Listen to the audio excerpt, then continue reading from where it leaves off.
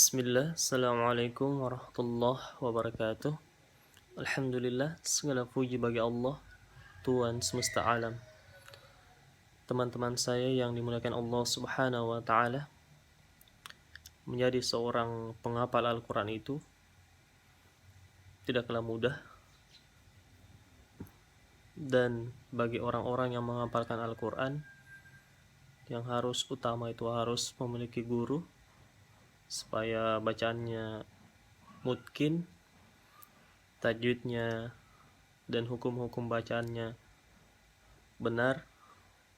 Lalu bagaimana dengan mereka yang menghafal sendiri? Ada beberapa metode bagi orang-orang yang menghafal sendiri. Yang pertama itu adalah tatkala kita ingin menghafalkan surah yang kita ingin hafalkan, yang pertama dilakukan adalah niat dulu karena Allah, berdoa kepada Allah Subhanahu wa taala agar hafalan kita dimudahkan, lalu mencintai surah yang kita baca.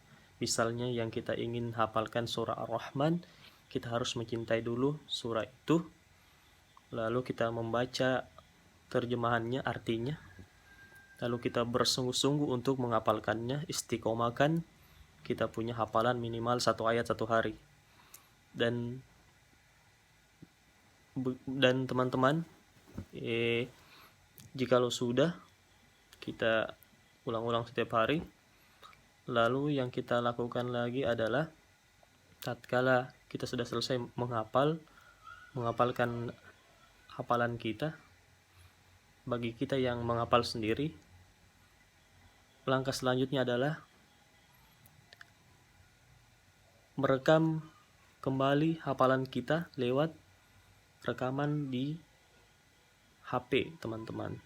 Jadi tatkala kita ingin mengulang hafalan kita tanpa memegang mushaf, yang harus kita lakukan adalah yaitu merekam kembali hafalan kita.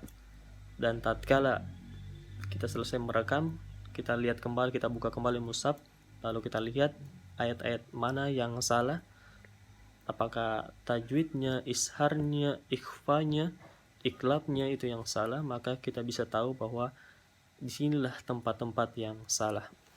Dan oke teman-teman, dan bagi kalian yang sibuk, bukan anak pesantren, Allah Subhanahu wa taala memberikan kita waktu untuk 24 jam. Allah memberikan kita waktu, dan jangan kita buat waktu kita terbuang sia-sia. Minimal dalam 1 hari 1 ayat kita hafal. Misalnya surah tadi, surah An-Naba, surah Ar-Rahman, 1 ayat dalam 1 hari boleh. Dan bayangkan kalau kita istiqomahkan, maka dalam 1 minggu itu insya Allah kita bisa tuntaskan hafalan kita yang kita ingin hafalkan. Dan kembali lagi kita berdoa kepada Allah, semoga Allah Subhanahu wa taala memudahkan kita dalam menghafalkan Al-Quran. Ibarat seseorang yang penghafal Al-Quran dan bukan penghafal Al-Quran adalah, jikalau kita meninggal, maka yang menerangi kuburan-kuburan kita adalah bacaan-bacaan Al-Quran kita, di lain sedekah kita, sholat kita, jamaah sekalian, teman-teman sekalian. Dan keutamaan orang-orang yang menghafalkan Al-Quran yaitu dia bisa menyelamatkan 10 anggota keluarganya. Dia pakaikan mahkota kepada orang tuanya. Lalu kata Rasulullah SAW, dia akan masuk ke dalam surga Allah Subhanahu wa taala. Dan baiklah teman-teman, semoga yang mendengar ini, yang mendengar pesan singkat saya, bisa termotivasi untuk menghafalkan Al-Quran.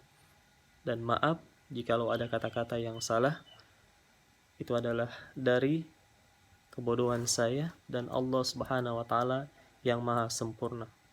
Assalamualaikum warahmatullahi wabarakatuh.